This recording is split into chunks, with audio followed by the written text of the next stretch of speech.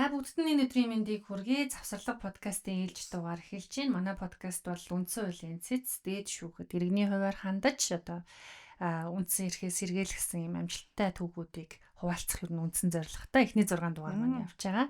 Ягаад гэхээр шүүхэд итгэх иргэдийн итгэлийг нэмэгдүүлэхэд хувь нэмрээ оруулах зорилготой нээлттэй нэгэн формын дэмжлэгтэйгээр явж байгаа. Тэгээ ардчилсан улсын хувьд бол шүүх бол ялтчгүй маш чухал тулгуур багны нэг бөгөөд иргэдийн итгэл маш чухал байдаг тийм.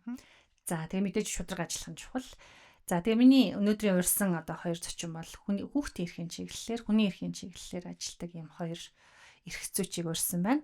Болор сайхан хүний эрхийн активист тийм хүний эрх хамгаалагч гэж хэлж болно.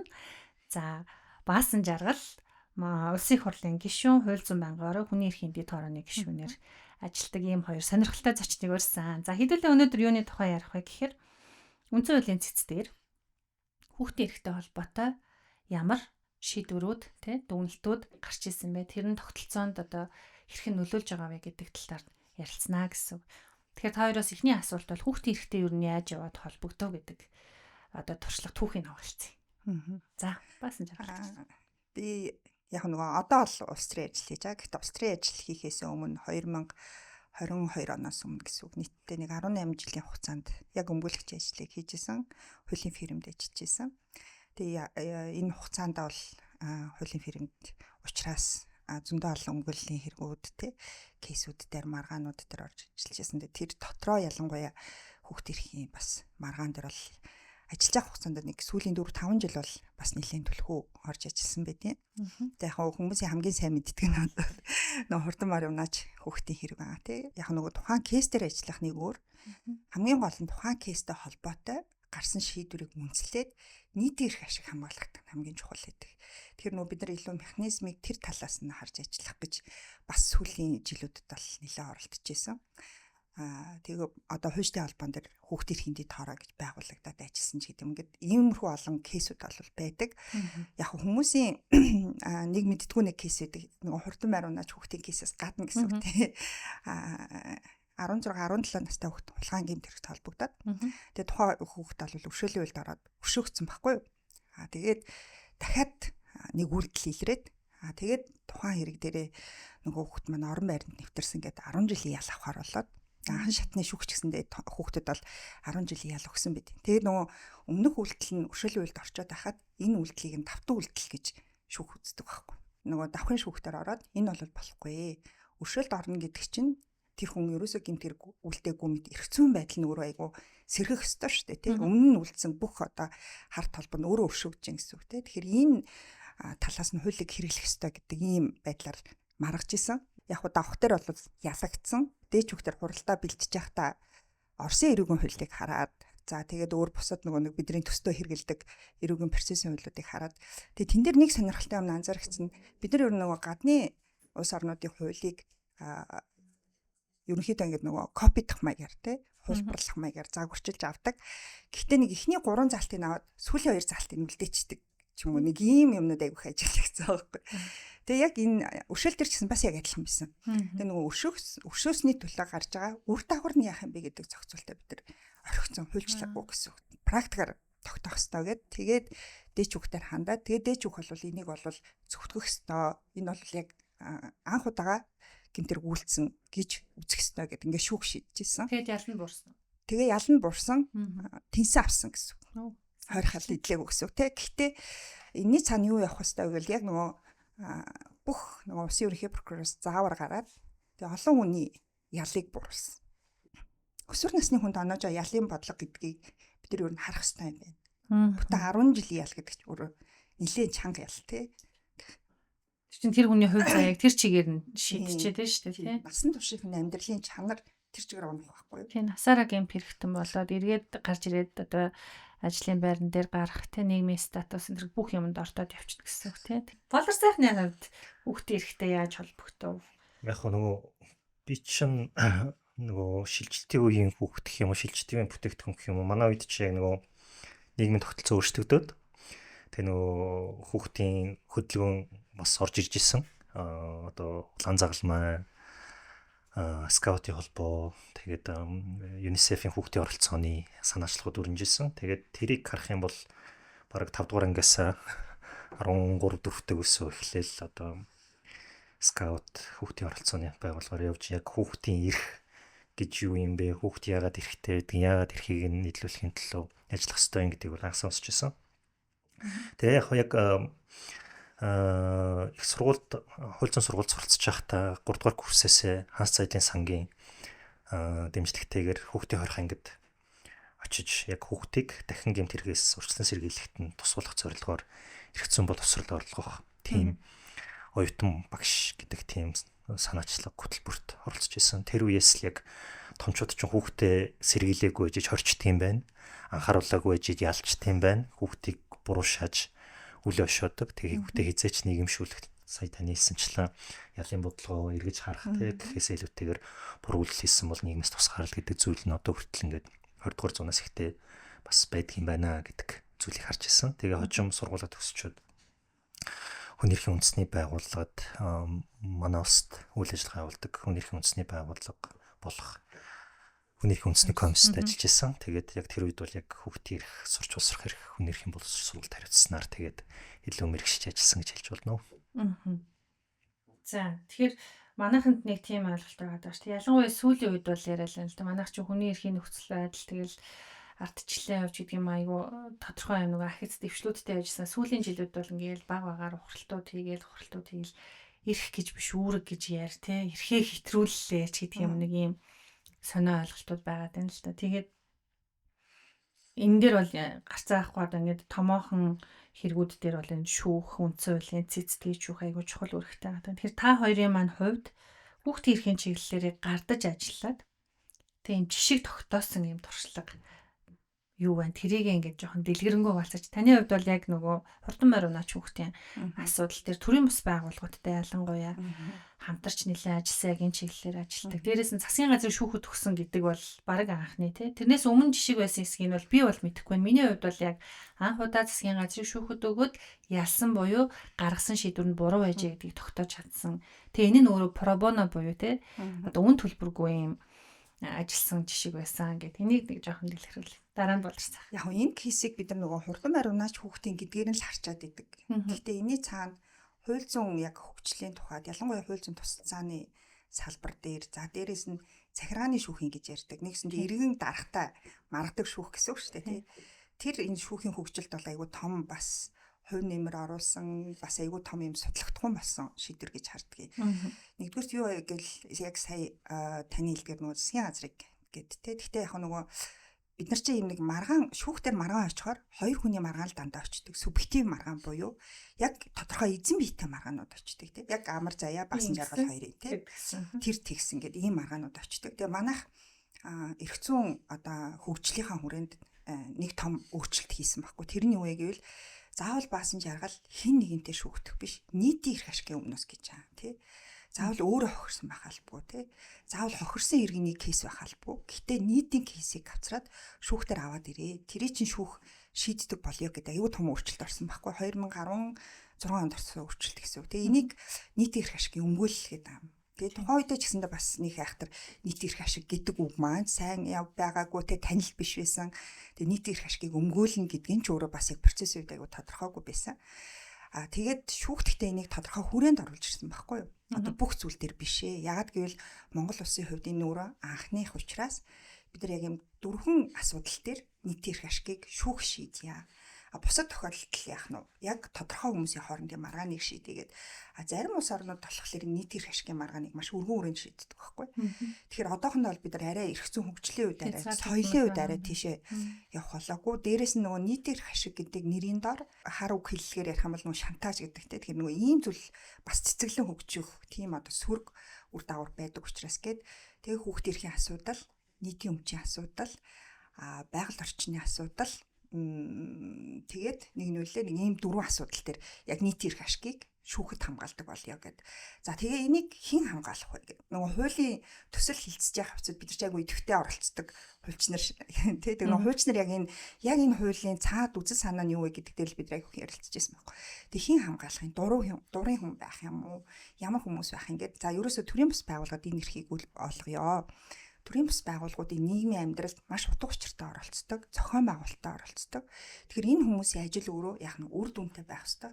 Тэрний нэг одоо үр дүн нь өөрөө шүүхээр шийдвэр гаргуулах хэрэгтэй. Нийт эрх шиг өнгөлөж. Тэгэхээр нөгөө төрийн бас байгууллагууд бас энэ тал дээр чадахчих хэрэгтэй тэгээд нэхэмжлэгчин төрийн бас байгууллага бай.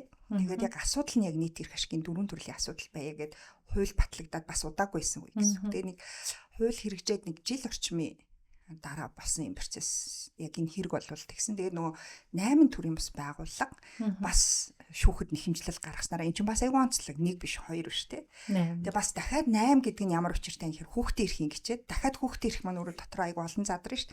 Хүүхдийн боловсрол эзэмших, хүүхдийн хөгжих эрхийн, эрүүл мэндийн эрхийн гэхээр нөгөө төрийн бас байгууллагууд маань бүгдээрээ яг нь өөр өөрийн чиглэлээр үйл ажиллагаа явуулдаг байгууллагууд үзэл санаа нэгдэж бас шүүхэд нэхэмжлэл гаргасан гэдгээр эн чинь бас төрийн бас байгууллагын хөгжилч гэсэн айгүй чухал бүлэг цосон юм шийдвэр болсон гэсэн. Тэгээд бидний маргаан чинь баг өгүүлбэр болгоно дандаа шүүхтэр маргаантай. Энэ хүн нэхэмжлэгч мөн үү биш үү гэж маргаан. Хариуцагчийн засгийн газар мөн үү биш үү гэж маргаан. Тэр удаа маргасан. Эн чинь нэг 2 жил гарны маргаан болоод дунд нь 1 жил завсарлаад дахиад 1 жилийн маргаан болоод нийтдээ нэг 4 жил орчмын маргаан болсон гэсэн үг байхгүй. Хин тань санал тавьсан гэсэн. Анх бол иргэний нийгэм төрийн бас байгууллагын өөрсдөө нэхэмжлэл гаргацсан байжгаад. Тэгээд нөгөө дүнжин гараг нөгөө шүний уралдаан болдог штэ. Тэр болохоор яасан гэвэл нөгөө шүүгч энэ уралдаан тэмцээн зохион байгуулах байх хэвээр би шийдвэрээ гаргах хүртэл. Тэгээ хин ч ямар ч уралдаан тэмцээн зохион байгуулахгүй гэд захирамж гаргацсан байсан чинь тэрийг нь шүүхэн шийдвэр гүйцэтгэлийнхэн мэдсэн хэрнээ шүн нөгөө уралдаанаа шүн нууцаар зохион байгуулдаг байхгүй.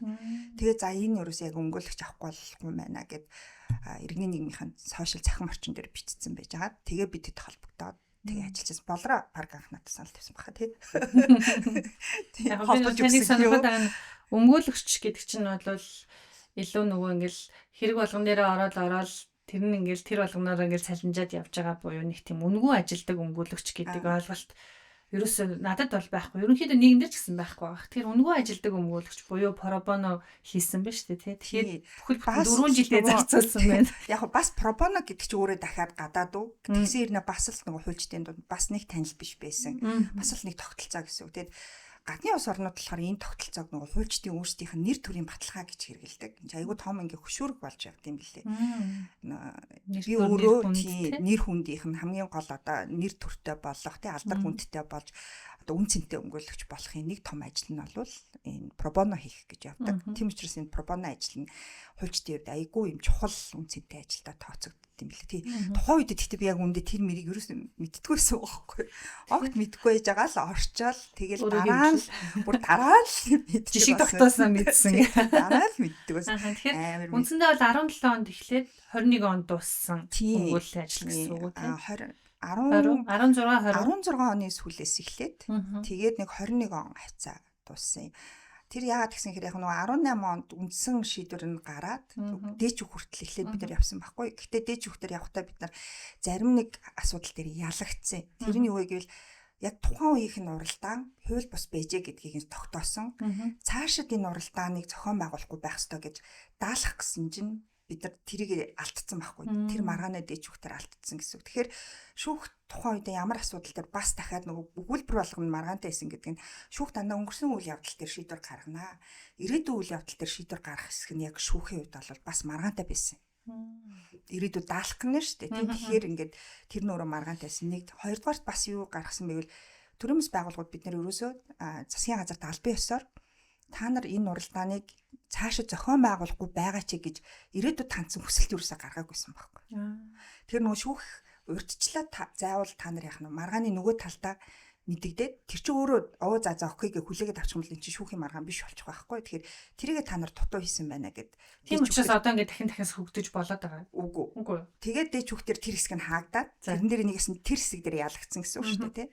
Тэгээд дахиад бид нар дахиад засгийн газартаа хандаад тэгээд мэдээж засгийн газарт хүсэлтийн хүн гаргаад та нар дахиад 10 жил битгий хийгээч гэсэн чинь засгийн газар тэн дээр үүс хариу өгөх байхгүй. Тэгээд хариу өгөх болохоор нь бид нар жинхнээсээ нөгөө дахиад захиргааны давхын шүүхт нь шууд засгийн газрыг өгөөд бид нар хүсэлт гаргасан боловч ерөөс цаашид ерөөс авах арга хэмжээнд дээр шийдвэр гаргахгүй байна гэж хүсэлт гаргасан. Тэгээд нэгсэнд айгүй том хоёр үе шаттай шүүхийн процесс явагдсан гэсэн үг. Тэгээд тухайн үед бол хөрс өх ерөнхий сайд байж байгаад байхдаа бид нар чи эвлэрсэн шүү дээ. Эвлэрэхдээ айгүй сонирхолтой. Засгийн газар тогтоол гарчдаг байхгүй. Тэгээд нөгөө засгийн газар чинь нөгөө тогтоолоо шүүхтэр бариад ирсэн. Тэгсэн чинь давзаалгачдын шүүх гэдэг чинь ингээ 3 шүүх сууж байгаа шүү дээ. Тэгсэн чинь нөгөө эвлэрлэлийн захирамжийг дандаа нэг шүүгч баталдаг байхгүй. Нөгөө дангаараа шийдэж. Тэгсэн чинь ингээ 3 шүүгчтэй хэрэг байгаад идэг гэдэг ингээд дахиад тэр чинь ингээд юу болоод тэгээд ярьж байгаад яг нь ер нь нэгт давхын шүүхтэр байгаа учраас эвлэрэх боломжтой гэдэг. Тэгээ 3 шүүгчийн захирамжаар тэгээд засгийн газар эвлэрээд бид нар цаашид дахиж уралдаан тэмцээн зохион байгуулах шийдвэр гаргахгүй гэдгээ амлалтаа шүүхийн өмнө засгийн газар өгөөд тэгээд яг шүүхийн эвлэрлийн захирамж гарсан баг. Тэгэхээр 3 шатны шүүхээс явахаас гадна дахиад бид нэр засгийн газарт эвлэрээ гэсэн. За ерөнхийдөө ингээд процессын алгаш нэлээд юм нөгөө олон процесстэй тэгээд энэ жишгийг тогтоосон юм даа. Пробоно гэдэг ойлголтын дээр ч нийтийн хашиг гэдэг ойлголтын дээр тэгээд засгийн газрыг шүүхүүд өгөх гэдэг ойлголтын дээр гэх юм. Одоо би танаас зүгээр товчхон нэг асуулт асууж байна нөгөө яг асуудлаа нэг томьёолоод яг ямар асуудлыг шүүхүүд өгөөд ямар шийдвэр гаргуулсан бэ гэдгийг та ингээд богинохон хэлээд өгч. За богинохон цөөхөн өгүүлбэрээр харин тийм хичээ. Яг нөгөө засгийн газар өөрөө хүүхдийн эрхийг зөрчсөн уралдаан тэмцээнийг зохион байгуулад байгаа. Засгийн газар энэ дээр ямар ч хяналт тавихгүй байгаа. Энэ нь өөрөө хүүхдийн эрхийн ноцтой зөрчлийг үүсгэж байгаа гэсэн ийм л маргаан гэсэн үг. Тэгээ энэ дээр мэдээж нөгөө талд нь өв уламжлалын асуудал хангалттай яригдсан. Тэгээ бүгд ингээд нацагдаад бүгдийн шүүх тогтоогоо. За энэ бол эцээцэд яг л хүүхдийн эрхийн зөрчил мөн байна л гэж хэлсэн гэсэн. Гэтэ хаврын морь уралдаан. Хаврын өвөл хаврын морь уралдаан гэсэн. За окей. Ингээд энийг хааж хаахны чадвартай жишээ. За болор сайхны хувьд гардаж ажилласан жишээ тогтоосон хүүхдийн эрхтэй холбоотой. Яг жишээ тогтоосон гэд харахаар яг хүүхдийн эрхийн чиглэл дээр ажиллаж байгаа олон хүмүүсийн бас хувь нэмэр байгаа л да. Яг би ганцаархаас хэлээдэг.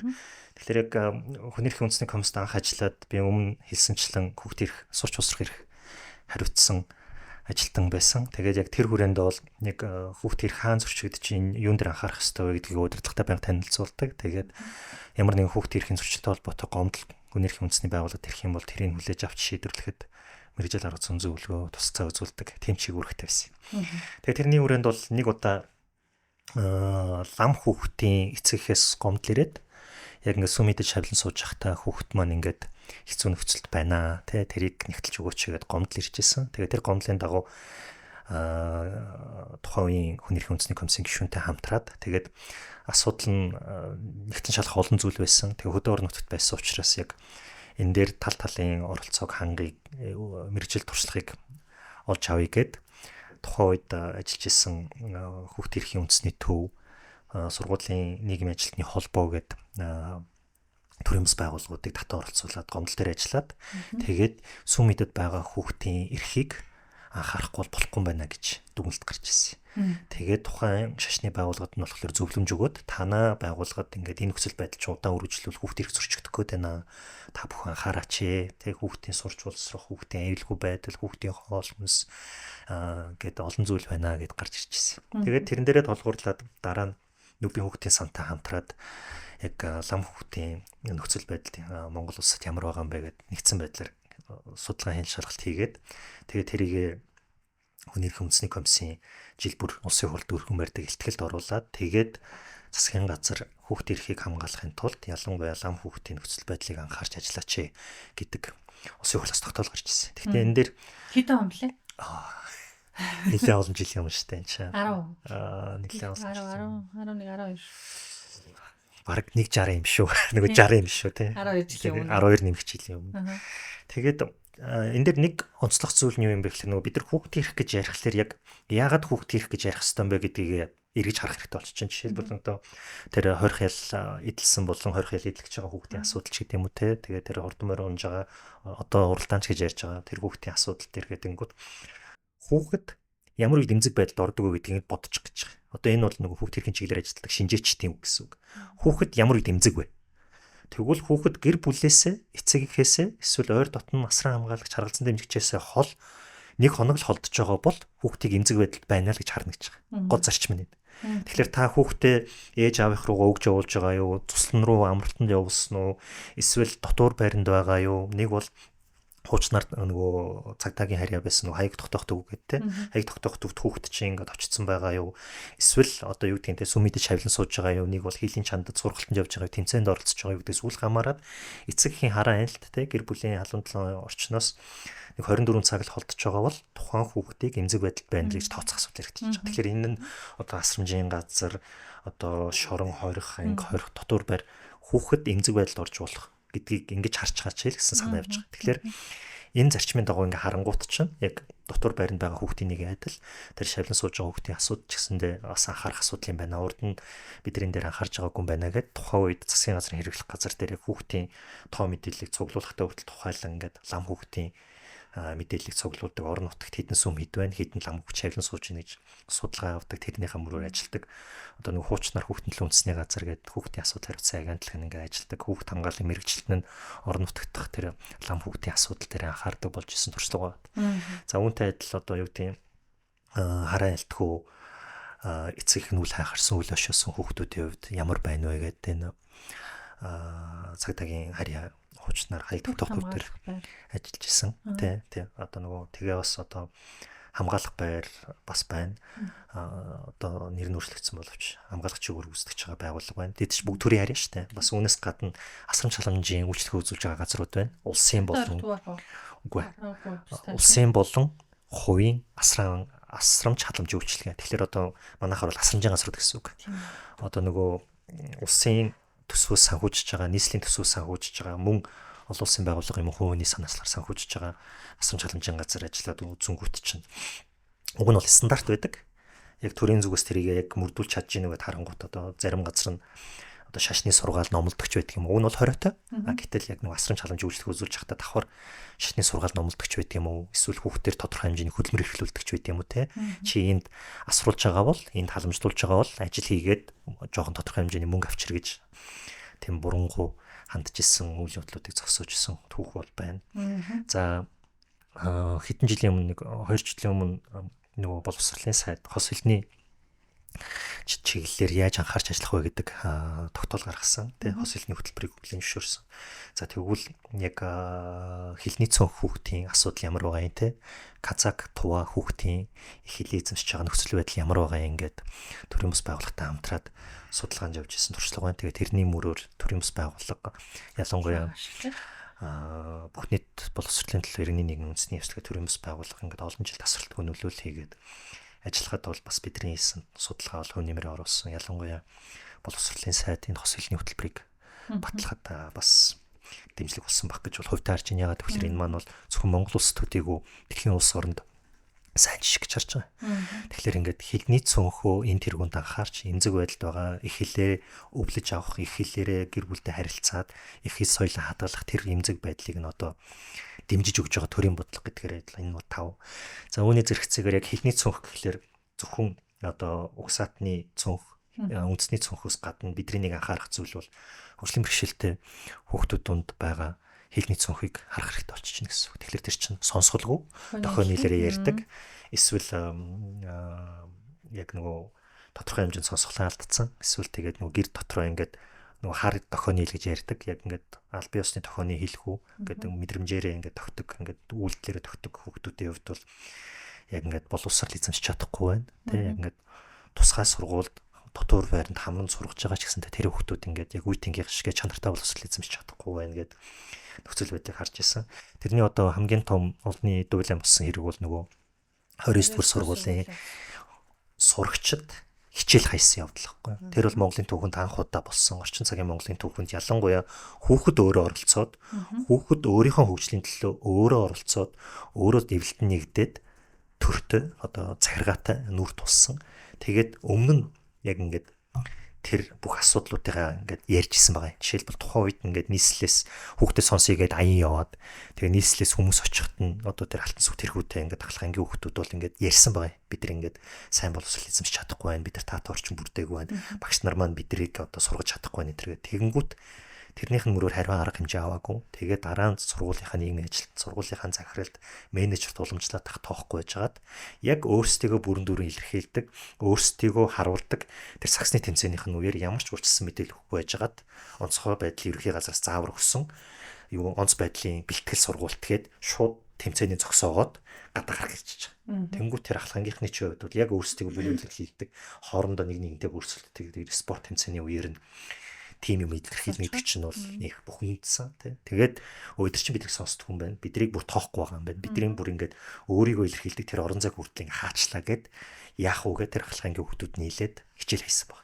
Яг хөө тэгээ хожим Болор туяагийн сурвалжлага гэж шүү дээ. тий чимээгүй хашгираа ингээд нөгөө ийг л телевизэд ажиллаж байхдаа болор туяа сэтгүүл сурвалжилсан. Тэгээ хожим яг өөрийнхөө нөгөө сувгаар бас дахиад чимээг ашиграа 2 гээд алтан суух одоо хаана байна гэж сурвалжилсан. Тэгэхэд яг өөрийнхөө хүснээр одоо мэрэгжлийн эзэмшээд тий сурсан зүйлээ ингээд нийгэмдээ амьдралдаа зориулаад ахуйгаа авч явж чадах үс тийм нөхцөл байдалд байна уу гэд харангууд бол бас анхаарал хандуулах зүйл байсан. Тэгээд тэр тусгай сургуулийн ялангуяа 29 дугаар сургуулийн нөхцөл байдлыг сайжруулахын тулд бол тэгээд яамны зүгээс анхаарал аваад удаа тарыг арга хэмжээ авсан. Гэхдээ одоо ч гэсэндээ бид нэр хүүхдийн хөгжлийн бэрхшээлтэй хүүхдийн сурч босох эрхийн чиглэлээр анхаарах зүйл их байгаа гэдгийг бол бас мартаж болохгүй. За нэг асуултанд бараг 5 жишээ хэлчихөө. За таслаараа хэлээрэй. Лам хүүхдийн асуудал бол нэрэл бид нар мэдтгүү байсан.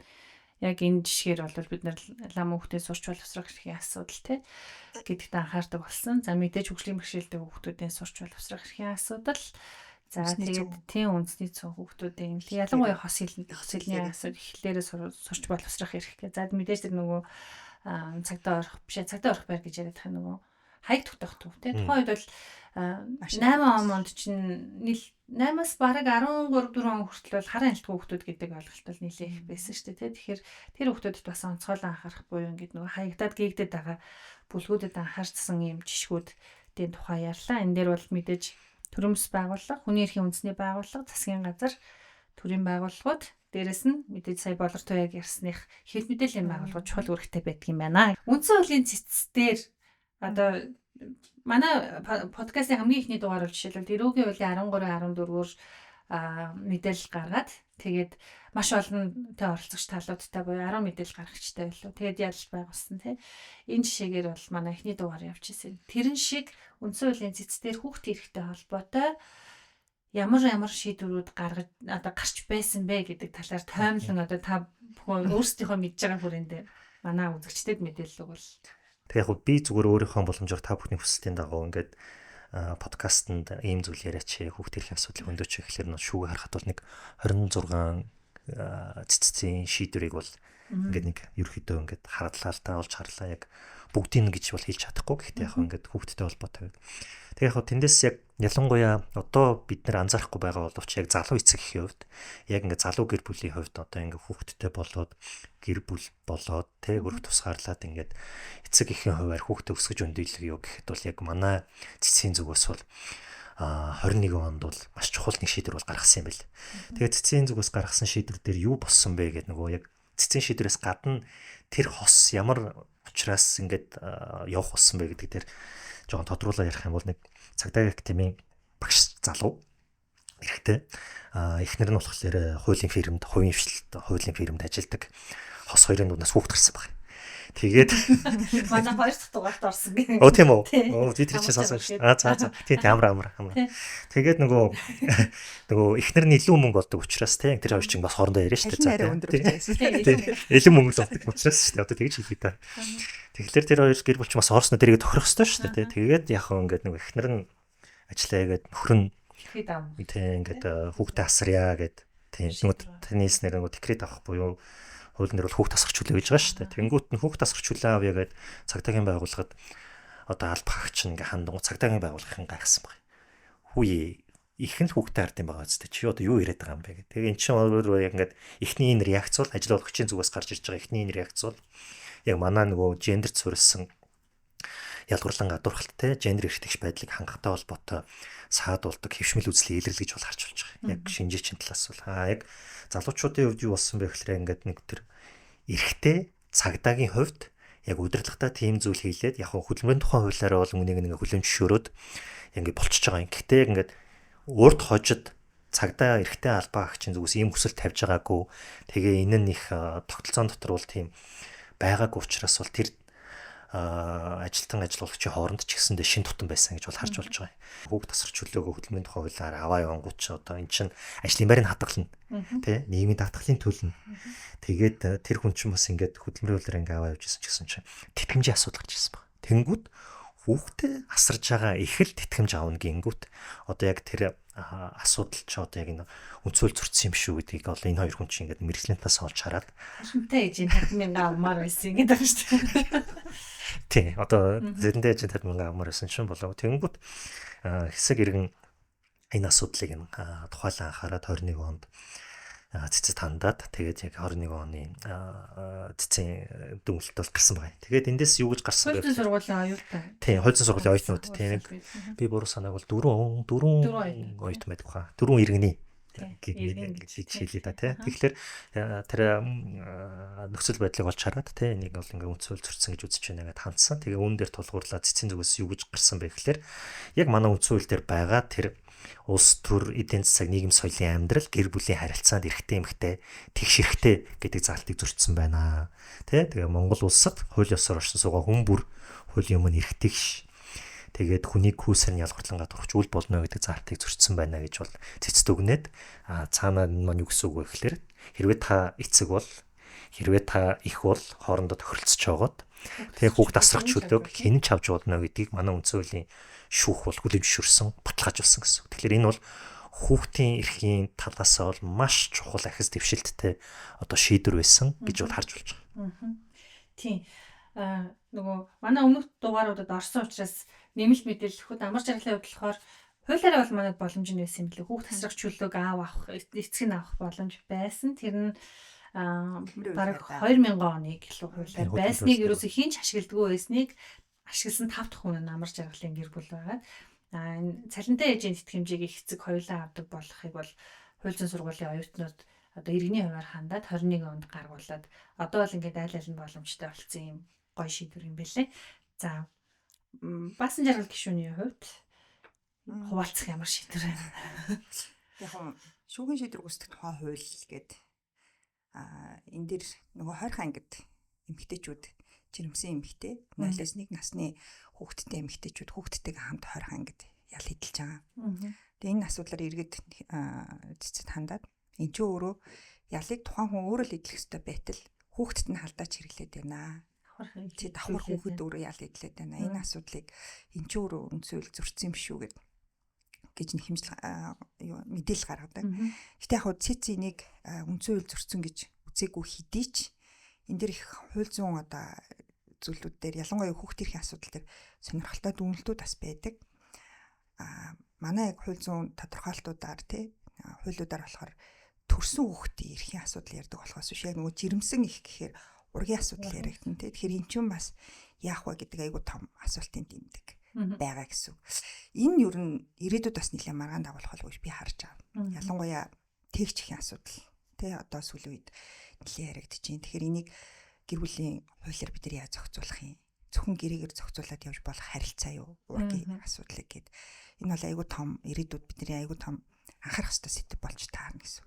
За хоёрдугаарт энэ яг маргаан дээр юу гарсан бэ гэвэл 0-1 насны хүүхэд ээжтэйгээ хамт байгаа нь ял эдэлж байгаа гэсэн үг мөн үү биш үү гэдэг маргаан гардаг. Гэхдээ цэцэн үед бол энийг бол ял эдэлж байгаа гэж үзэхгүй. Гэхдээ хүүхэд ээжтэйгээ хамт байгаа нь хүүхдийн эрхийг хамгаалсан процесс гэж үзэж байгаа. 0-1 нас хүртлээр ээжтэйгээ хамт байх боломжийг олгож байгаа нь өөрөө төр өөрөө хэдийгээр тэр эмэгтэйд ял оногдуулж байгаа ч гэсэн тэгэхээр энэ бол өөрөө хүүхдийн эрхийн хамгаалалттай гэж харж байгаа.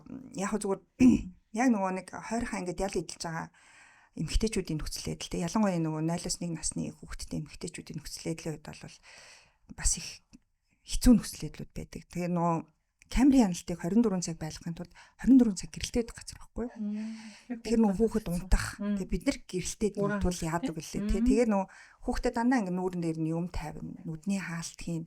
За яг нүдний хаалт бол их ховор штэ. Тэгээ ер нь бол нүүрэн дээр нь дандаа юм давуу тавьж хааж одоо жишээ нь байдаг. Тэгэхээр энэ өөрөө хэр хүнлэг вэ гэдэг чинь өөр амар том асуултын юм дөхөхгүй. Тэгээ цэц тухайынхаа дүгнэлтэн дээр ер нь бол хүүхэд эмэгтэйчүүдийн байгаа энэ 20 ангийнхаа нөхцөл байдлыг олон улсын гэрээ канонцтой нийцүүлж сайжруулаач гэдэг дүгнэлтийг тухай бас цэц 2006 онд гаргаж ирсэн байт. Нэлийн дээр үеийн шийдвэр байна тийм.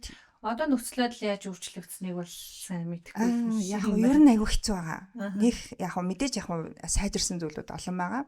Гэхдээ бас шийдэх ёстой асуудлууд хэвээрээ байгаа. Дээрээс нь шүүхэн шийдвэр гүйцэтгэх тухай хуулийн дээр хүүхдийн хорь хаанг, эмэгтэйчүүдийн хорь хаангийн дэглэмийн асуудал, дотоод зохион байгуулалтын асуудал дээр нэрвчлэн зохицуулт байхгүй. Цэвэр дандаа хорь хаангийн удирдлагууд илүү шийдэхээр зохион байгуулалтаа хийцэн байдаг нь өөрөө айгүй том асуудал тагуулдаг байхгүй. Тэгэхээр энийг бол яалчгүй хууль тогтоомжоор өөрчлөх олон зүйл байгаа. Тийм байна тийм. Тэгэхээр юм сайжруулах анхаарах асуудал байгаа. Гэхдээ энэ дэр нэг ингэдэг байхгүй айгүй сонио. Одоо магадгүй заяа та нөгөө зохион байгуулагч айгүй сэтгэл зүйн бэлтгэлтэй байхгүй. Бидний энэ сэдвийг ярихаар та нар тэднэрт санаа зовох те тэднэрт яхаараа санаа зовох хэрэгтэй.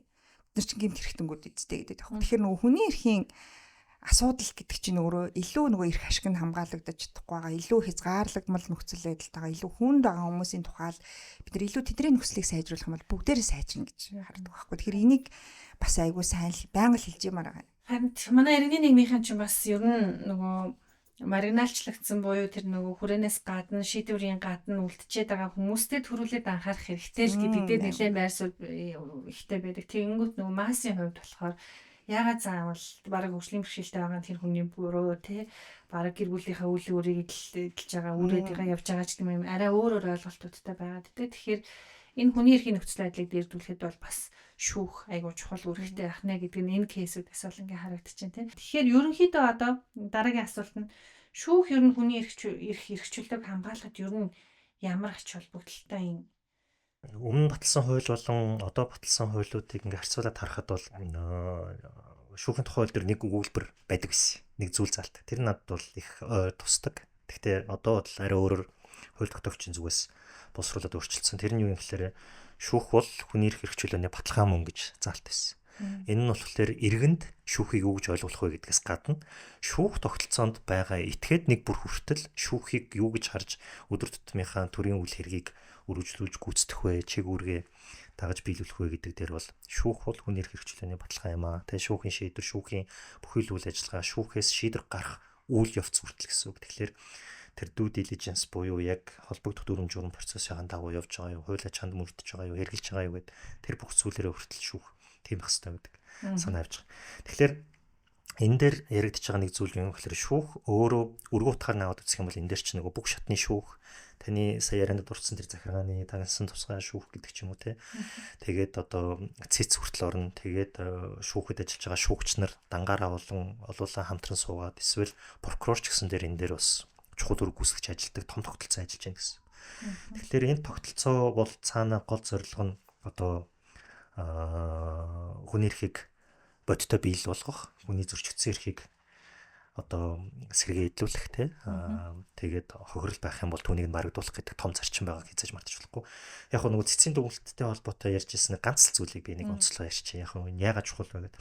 Одоо бид нар ингээд хавар болохоор чагсаал цуглаа байдаг те. Тэгэхээр чагсаал цуглаа ангууд хүүхдэд тэрвэрэд чагсаалд оролцох уу яах уу гэдэг асуулт гарч ирнэ те. Тэгэхэд энийгүр бас 96 онд цэц шийдвэр гаргаж ирсэн байдаг. Тэгэхээр юу яригдчихсэн бэ гэхээр энэ чагсаал цуглаа их журмын тухай хуулиар бол хүүхэд оролцохгүй. Тэгээд хууль санаачлагчдын зүгээс болохоор бид нар хүүхдийн аюулгүй байдлыг хангаж энэ чагсагчдын дунд хүүхдийг оролцуулахгүй байхыг зааж байна гэж байгаа. Гэтэл цэц бол ингээ хоёр талын маргааныг сонсоод холбогдох журмыг үзэж хагаад ер нь бол эн чинь хүүхдийн те одоо эрхийг баталгаажуулах гэхээсээ илүүтэйгээр хязгаарлалцсан байна. Хүүхд ирэхэд халдах зүйл залт байна. Тэгэхээр энэ чагсаал цуглаа их журмын тухай хуулийн холбогдох зүйл залтыг бол яг хүүхдтэй холбоотой хэсгийг нь бол бид нэр одоо ялгарлан гадуурхсан тийм үнцөл зөрчсөн гэж үзэж байна. Тэр дундаа нэг залтыг болохоор хүний эрхийг зөрчөөгүй гэж үзсэн байдаг. Гэтэл одоо эргээ харах юм бол одоо энэ 96 оны үйл явдал гэх тэгэнгүүт 30 жилийн өмнөх шийдвэр байна тийм. Тэгэнгүүт одоо бид нар чи 2008 онд хөгжлийн бэрхшээлтэй хүний эрхийн тухай хуулига баталсан. Тэгээ олон улсын гэрээг чанд сахин мөрднөөгээд амлалт өгсөн. Тэгээ энтэйгээ харах юм бол тэр цэцгийн 96 оны дүгнэлтэн дээр нэг зүйл байгааг нь би бүр ингээд онцолж хэлийг санамаар байгаа юм байна. Тэгэхээр энэ юу гэж ярьж ирсэн бэ гэхээр сэтгцийн өвчтөе хүмүүсийг эрх зүйн чадамжгүйд тооцох тул тэднийг жагсаал цуглаанд оролцуулахгүй байхаар Монгол улсын хуулиар зохицуулсан нь үндэстэй байх тул энэ хүслийг хүлээн авах боломжгүй гэдэг дунд судлаар шийдчихсэн байна.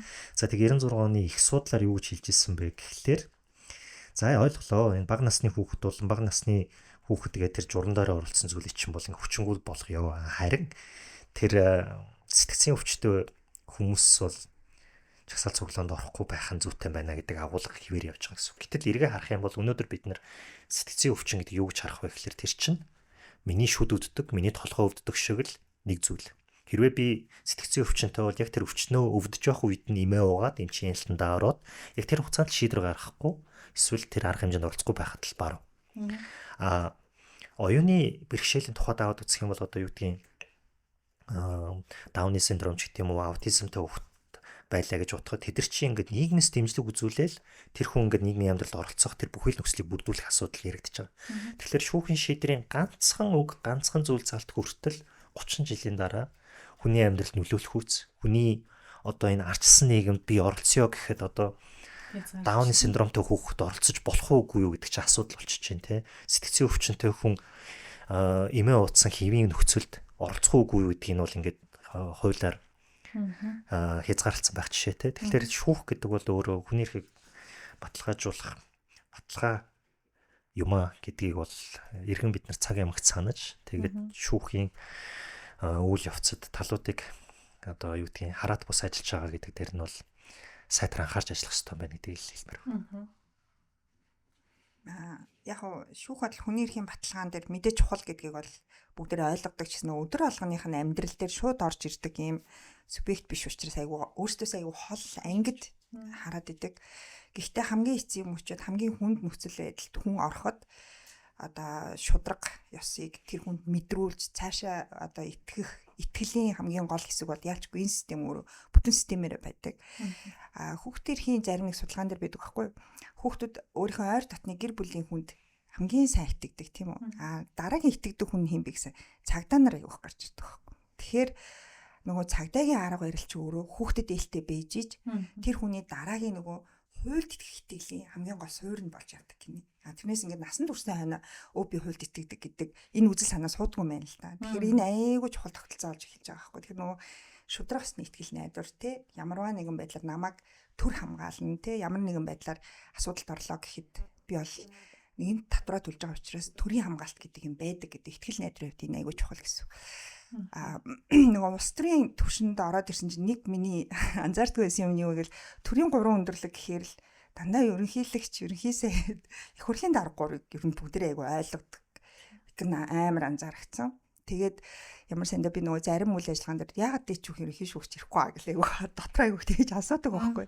Тэгээ эн чинь өөрөө бидний хувьд амар том харахад юм бэлэгдлийн шинжтэй юм шиг мөртлөө. Эн чинь тэр орон зайг хамгаалахад айгүй чухал зүйл. Тэгэхээр бид нар нөгөө нэг юм бэлэгдлийн ёслол энэ нэг тийм чухал зүйл биш гэж бодоод идэг. Гэтэл тэр чинь өөрөө шүүх эрх мэдэл чинь өөрөө засгийн газар парламент хоёрт энэ тэнцүү гэдгийг олон нийтэд харуулхад айгүй чухал юм байна. Тэгэхээр энийг бас бид нар айгүй сайн бодож ингэж энэ тэнцүү гэж гаргаж ирж байгаа хэрэгтэй. Тэгэхээр энэ чинь өөрөө дахиад нөгөө санхүү төсвийн хуваарлт гэл айгүй олон зүйлтэй хамааралтай болж ирнэ. Дээрэс нь улс төрөөс ангид бие даасан байхад энэ ч өөр бас айгүй чухал байгаа байхгүй. Тэгэхээр нэг иймэрхүү зүйлүүдийг ер нь зүгээр хуульчдын түвшиндээ бид нар бас айгүй сайн ярилцаж тий илүү яах уу гэдэг тал дээр айгүй сайн одоо гарц гаргалгаа гэх юм уу да тийм зүйлүүдийг бас ярих хэрэгтэй юм гэж бодсон.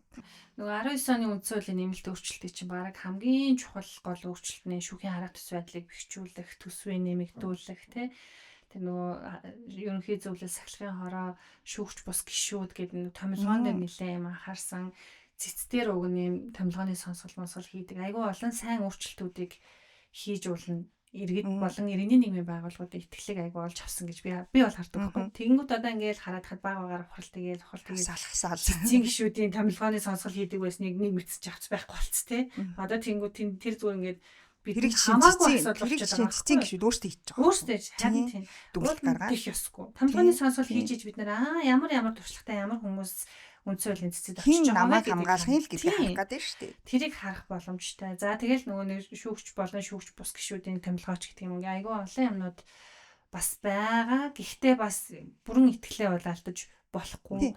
Тэ? Цэц бол мэдээж нөгөө маш сайн шийдвэрүүд олон байна. Тэгэхээр нөгөө энэ подкаст үргэлжлээд энэ итгэл найдварыг хамгаалах гол зорилготой гэж би бодож байгаа тий. Дараагийн нэг системийн үед гарах гэж байгаа нэг том өөрчлөлт юу вэ гэвэл хүүхэд гэр бүлийн дагнсан шүүх гэдгийг байгуулад тэгээд эн чинь өөрөө юу юм бэ гэвэл хүүхэдтэй холбоотой гэмт хэрэг зөрчлийн асуудлыг мэрэгсэн тусгай дагнсан шүүх шийддэг болох ч мэрэгсэн шүүгч шийднэ гэсэн үг.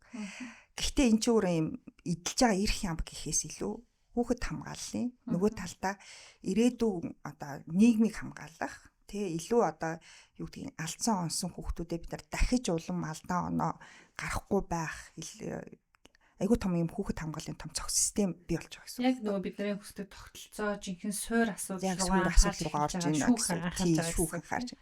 Гэр бүлийн шүүх нь болохоор яах юм гэхээр нөгөө айгуу сайн мэдэн штэ бид нар нөгөө гэр бүлийн маргаан гарахаар шүүхтэр очдог. Тэгээд одоо их маргаан шийдэгдэх хүртэл тэтгэмжийн асуудал, асран хамгааллын асуудал олон зүйл шийдэгдэхгүй явж байдаг. Тэгэхээр энэ болгоныг заавал эцсийн шүүхэн шийдвэр гарахыг хүлээхгүйгээр тухай бүрдээ маш богино хугацаанд энэ асуудлуудыг шийддэг байх юм мэрэгсэн дагнсан шүүхэд байгуулагдаж байгаа гэсэн. Тэгээ энэ бол одоо иргэний эрхийг хамгааллын үед шүүхийн үед гарч байгаа маш том хөгжлийн маш чухал алхам гэж харах хэрэгтэй. Тэгээд хамгийн сонирхолтой нь яг бид нар parenting буюу нэг асран хамгааллын асуудлыг арай нэг өргөн хүрээнд оруулж ирэх гэж оролдож байна. Одоо шинэ нөгөө хүүхдийн асран хамгаал гэхээр аавда байх уу, ээждээ байх уу гэж ойлгодог шүү дээ. Энд ч өөрөө илүү нарийн ойлголт байгаа байхгүй. Аав нь хүүхдтэйгээ хэдэн цаг уулзах юм, ээж нь хүүхдтэйгээ хизээ хэдэн цаг уулзах юм, ямар цагуудаа яаж хуваарлах юм гэдэг чинь нэг тустай асуудал. Хүүхдийн одоо асуудлаар шийдвэр гаргах асуудлууд нь дахиад нэг тустай асуудал.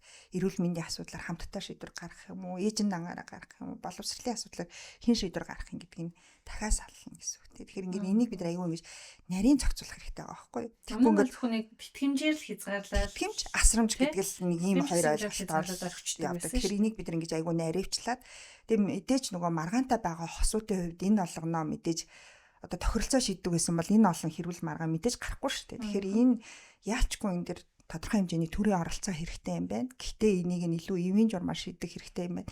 Энд чинь илүү чухал тогтолцооны асуудал юм байна. Энэ чинь өөрөө хүүхд хамгааллын суурь асуудал юм байна гэж харах хэрэгтэй гэсэн үг. Тэгэхээр ийм том бас тогтолцооны өөрчлөлтүүд хийгдэж эхэлж байгаа. Яг үнэхээр энэ одоо хүүхэд гэр бүлийн дагнсан шүүх бол давхар нөгөө шүүхийн процессыг нэлээд сайн ойлгуулахаас гадна шүүхэд итгэлийг нэмэгдүүлэхэд маш өндөр хувь нэмэртэй. Тэгээ хүүхдэд номер 1-т бодож байгаа. Ийм чухал тогтолцооны өөрчлөлт хийгдэж байгаа байна. Магадгүй дараа нь энэ одоо дагнсан шүүхийн практик ингээ жоохон яваад ирэхээр энүүгээр бас нэг дугаар хийж яамаар байна гэдэг ярмаар юм байна гэж санагдлаа. Тэгээ та хоёрын ярьсан одоо сайн туршлагууд жишээнүүд бас иргэдийн шүүхэд итгэлийг нэмэгдүүлэхэд хувь нэмэр оруулна гэж найдаж байна. Баярлалаа. Баярлалаа.